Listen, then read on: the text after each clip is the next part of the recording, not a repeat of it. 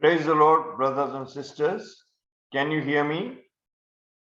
Okay, praise the Lord. So let us read Psalm 9:10, Psalm chapter 9, verse 10.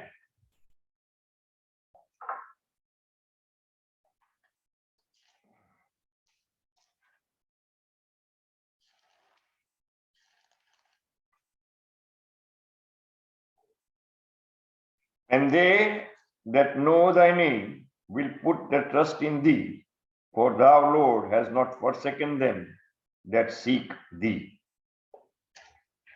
Matthew chapter 6, verses 9 to 13.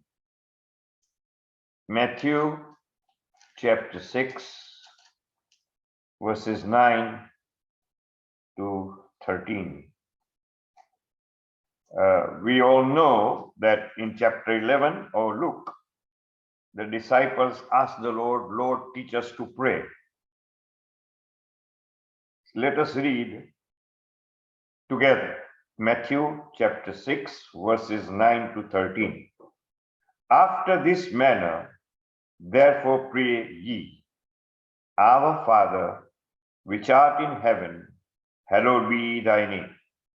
Thy kingdom come, thy will be done in earth as it is in heaven. Give us this day our daily bread, and forgive us our debts as we forgive our debtors. And lead us not into temptation, but deliver us from the evil one. For thine is the kingdom, and the power, and the glory forever. Amen. Let us pray. Look unto the Lord, that he should speak to us. Gracious, loving Heavenly Father, King of kings, God of gods, and Lord of lords, the only sovereign and creator of heaven and earth, and the true and only claimant of our worship, our adoration, our praise. Yes, Lord, because you have created us for yourself. Oh Lord, speak to us this morning. All those things that you want us to have tonight, this morning, to be at your feet. Yes, Lord, praying as we ought, as you have desired, as you pray. Yes, Lord Jesus, because you are in us. Oh, wonderful Lord.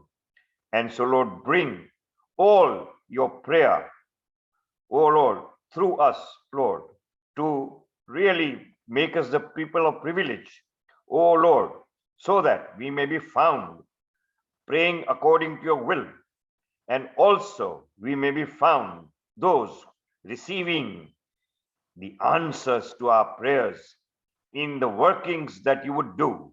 Yes, Lord, to the end, to your desire for the eternal purposes and results. We ask all this most highly exalted name, our Lord and Savior Jesus Christ. Amen. So, dear brothers and sisters, I was given the responsibility, the privilege of the responsibility to bring the word this morning. And I was praying and asking the Lord, Lord, please give me your word.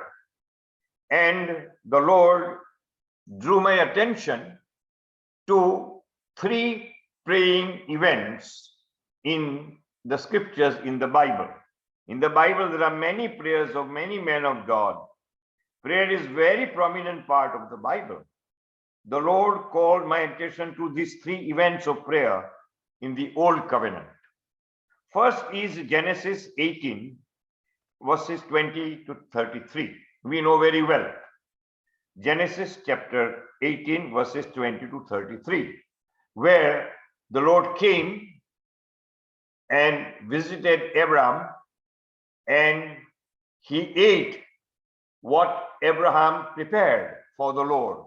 And then in verse 20, the Lord says, because the cry of Sodom, Gomorrah is great, and because their sin is very grievous, I will go down now. And so the Lord very wonderfully opens his heart, his mind to Abraham. And then Abraham intercedes on behalf of the people of Sodom. And we know that he stops. He stops. Peradventure 10 shall be found there, verse 32. And he said, I will not destroy it for the 10's sake. And verse 33, and Jehovah went his way as soon as he left off communing with Abraham, and Abraham returned unto his place. So we saw in God's sovereign plan, we don't understand, but we have to understand this, that in God's sovereign plan and design, God did not give an opportunity to Abraham to persist more, dearly beloved. So here we see one thing, whatever God has determined, decided before the foundation of the world, how to deal with the evil for all times. That is to say, to remove evil forever from his creation, dearly beloved. He allows us to persist to a point, because we see verse 33, we read, Jehovah went his way. The Lord is never in a hurry. He never wastes his time, and he is never in a hurry. He works very methodically, very precisely, and that's how we see here. So we have to understand our persistence, our importuning, that is, going on and on asking the Lord. The Lord has the eternal purpose. So he will not allow or entertain any more persistence, dearly beloved, that would go beyond the scope of the work of salvation that is finished in his Son. The work of grace. There is grace. The period of grace is given. The amount of grace is given. The space of grace is given. The time of grace is given. So, dearly beloved, we should never be frustrated when we are stopped being more persistent than what God has already done in his Son, Jesus Christ. So this is the first thought that the Lord brought to my mind. We can never waste God's time. He knows and does leave us to go on his way. But in that going on, our welfare, the goodness of God towards us is never less, because God had already planned to save Lot and his two daughters. He had already planned, and God did it. And remember, God had a bigger plan, larger plan, to bring in the world Ammon and Moab. And this, if you study even right now, all that happened in that time, it is still continuing. It's in Isaiah, it's in Jeremiah, you read it, how God is still concerned for Moabites and the Ammonites and all those dear ones, dearly beloved. So here we see God has a very comprehensive, very large plan, and the most important thing is wonderful on our behalf is this, that God does allow us to be involved in his eternal plan in the point of time in our life. This was the point of time in the life of Abraham, dearly beloved.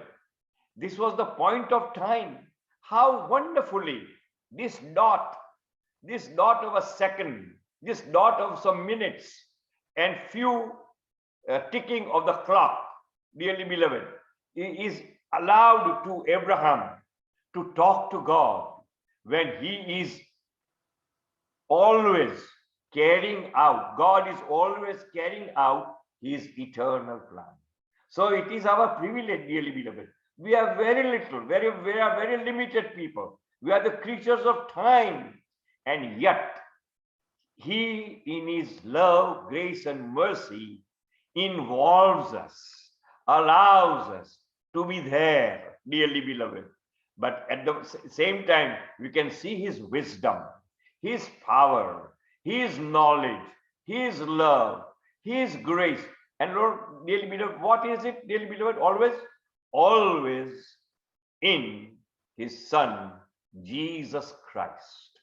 The Lord never works anything or allows anything in the life of a believer, dearly beloved, which is counted for eternity other than or out of or apart from Jesus Christ and his work of salvation, redemption, deliverance, and ultimately the judgment of the evil. So we must understand this fact. Then the second thing the Lord brought me to my mind was Nehemiah. Nehemiah chapter 1, verses 1 to 11. And there we see that Nehemiah receives the report of the condition of the fallen state of the walls of Jerusalem. And there we see that Hanani brings this report, and he gives him the report of how the situation is so very desperate. And there we see that he prays. And he prays there we see in the 5th verse. And he says he fasted and prayed. And he said, "Oh, I beseech thee, O Jehovah, the God of heaven, the great terrible God that keepeth covenant, loving kindness with them that love him and keep his commandments." And then the whole prayer. So the whole book of Nehemiah, dearly beloved, is the need of the spiritual moment. Here is the need of a spiritual moment. The need of the spiritual moment is this, that the city of Jerusalem must be restored to its full protection. Protective wall must be raised up, must be built, must be strengthened, and the people of God must be inside the city, dearly beloved. And it is very, very important. So it is the mind of God for our times, and here and now for the eternal consequences once again. Why did God allow and chose? Why did he choose Nehemiah to build up this wall of Jerusalem? We know that the second temple was built, and the second temple had its glory, had its beauty, and its grandeur in the times of Herod. We know it very well, dearly beloved. Why did the Lord? This was for the time being, interim. This temple was not for eternity, but Lord allowed it. So what we have to understand, that he allows, and he really chose and gave privilege to Nehemiah to build it. You know, Nehemiah, what does Nehemiah mean? The word Nehem means rest, peace, quietude, dearly beloved. Once again, God does not haste and God does not waste. And God allowed Nehemiah to build this because, dearly beloved, because there was the temple of God to walk among the men of Israel. So that is the mind of God. The mind of God is to bring Jesus Christ there in the midst of his people, that he should walk among them. And we know very well that we see it in the second chapter of John. Second chapter of John, we see very clearly. See, always the Lord's mind is for his son, as we see. Verse 19, chapter 2, John, verse 19. Jesus answered and said unto them, destroy this temple, and in 3 days I will raise it up. He cleansed the temple. He was furious. He said, you have made this house of my God, my Father, the thieves and robbers, the den of thieves and robbers. And so they asked him that, what are you doing? Why are you doing this? And then Jesus answered, said to him, what sign showest thou unto us, seeing that thou doest these things? Verse 18. Jesus answered and said unto them, destroy this temple, and in 3 days I will raise it up. So the living temple of God was to walk in the failing temple services, the failing Judaistic religion, and God was proving his son. Therefore, God prepared Nehemiah. Now we have to understand here this our part. What is it, dearly beloved? We see Christianity or the Christendom having large churches, very large churches, congregations, TV programs, and so-called entertaining worship services filled with music, unscriptural songs and hymns, dearly beloved. And so we think, oh, this is the glorious thing. But where is the temple of God walking in our midst, dearly beloved? It is our desire. So we have to be the Nehemiahs of these days, dearly beloved. Our prayers must be more than Nehemiah's prayer, dearly beloved. But we must be able to say with our Lord that destroy this temple and I will raise up in 3 days. So, dearly beloved, we have to stand on the resurrection ground of Lord Jesus Christ, on the ground of his death on the cross, dying on the cross. So we must be really be the ones who experience that crucifixion with the Lord Jesus Christ, that we have really been buried with the Lord Jesus Christ. As our dear brothers said, that we must have the life of separation. Yes, dearly beloved. So we must have this Christ Jesus lived in that temple, walked in that temple, but he said he was separated one, completely different, filled with the Holy Spirit, walking temple of God. So we must prove our individual lives, our family life, our assembly life must be that of the Christ walking and living in us, the living temples of God Almighty. So our prayers must be in regard to that thing, dearly beloved. So remember that thing. Then the third the Lord brought to my mind was Daniel chapter 2 and the story of how Nebuchadnezzar wanted to know from the scholars, from the wise men, that what his dream was and what was the meaning of the dream. What his dream was and what was the meaning of his dream, dearly beloved. That is what he wanted to know. And when they failed, he decreed, he ordered that all those so-called wise men must be killed. All so-called wise men must be killed. And we see it in chapter 2 of Daniel. It's very important. And there we see that Arioch comes to kill, Arioch and his men come to kill Daniel and his men. See, verse 13. And the decree went forth that the wise men should be slain, and they sought Daniel, see, and his fellow to be slain. Very clearly it is written. We have never given attention to this fact. They came to kill Daniel and his fellows. Daniel and his fellows. Then Daniel answered with counsel and wisdom to Arioch, the captain of the king's guard, which was gone forth to slay the wise men of Babylon. You remember that, dearly beloved. And then what did he say? He says, this is the hasty thing. God, the king wants it. And so what did he do? This is what verse 17.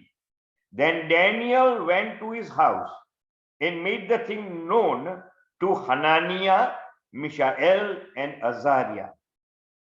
He did not speak to Shadrach, Meshach, and Abednego. No.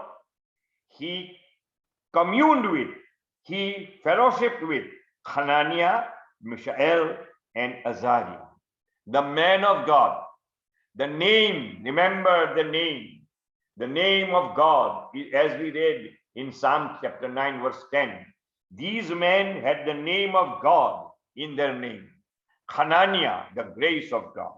Mishael, who is like the God. Azariah, the help of God. Dearly beloved, this so in Daniel, the judgment of God. The most high judges, dearly beloved. So they stood in the names given to them in their God, and they got together, and then they prayed, dearly beloved. And they would say that they would desire mercies of God of heaven concerning this secret. And we many times we have referred to, dearly beloved, the last part of Jude's letter. And then we say, waiting for the mercies of our Lord Jesus Christ.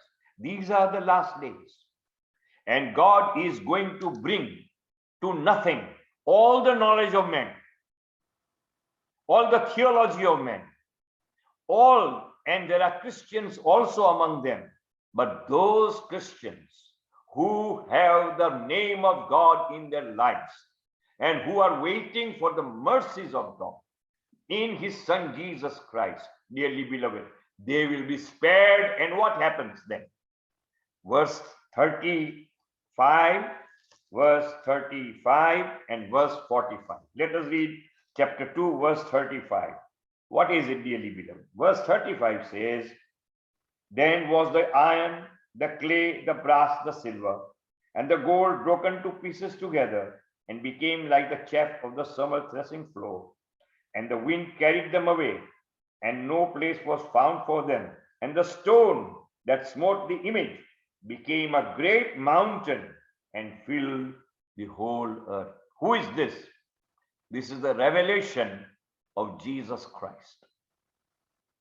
Jesus Christ in the period of grace. This is the period of grace where Jesus Christ is revealed as an uncut piece of rock. And he is coming hurtling down to the end, to the point of time, to the end of the history of man, the government of man. Dearly beloved, that God initiated, God started by giving the government of God in the hands of the Chaldean Empire, Nebuchadnezzar, and it is going to continue until the iron and the clay, they get together, but they try to mix, but they can never become one. So all the wickedness of the evil one, in the very power and strength of the evil one, the dark one, that is operating right now, dearly beloved. The Lord has shown me much. I'm just telling you very slow, in very short, that these are, why does the Lord give me this particular portion about the prayer? These evil forces, these evil spirits, very mighty ones, very strong, with the so-called goodness of democratic, I don't say the Democratic Party, but the democratic spirit of men, the socialistic spirit of men, the communistic ideas of men, the goodness, so-called goodness of men. They try to give a good government, good health and everything, but they cannot mix together, dearly beloved. Never, never, ever. They are inviting both the evil, that is becoming more and more rampant, and both the so-called goodness of man. They think that they are doing good. Say they would stop. They would stop their ideologies and these things and everything. If they come to know that this is evil at the very heart, they would stop, but they don't know. They think this we are doing good by giving this modern education, this modern morality, this LGBTQ allowances, all those things, dearly beloved. This is the human idea, humanistic idea. But on the other hand, there is the evil one, and with all his spirits, there are people, persons all over the globe, and they are the sons of the evil one, and they are working together, dearly beloved, to bring about the 10 nations which are shortly to emerge in two parts, in the west and in the east, dearly beloved. But the stone, that is Jesus Christ, who is revealed in his people, is going to come and destroy all these things. So, dearly beloved, they prayed. When they prayed, God gave them the dream and the interpretation, and the ultimate is the kingdom of God in his son Jesus Christ, who has gone out, got his kingdom, and come back. So this is the message for our prayer today. And those who do not know the Lord, they are missing a lot. Please come and accept the Lord Jesus Christ as your personal Lord and Savior. May the Lord bless us. May the Lord keep us. May the Lord enable us to pray in the light of his eternal purpose, his eternal person, the Lord Jesus Christ, and his eternal ways with his church and the world. Amen.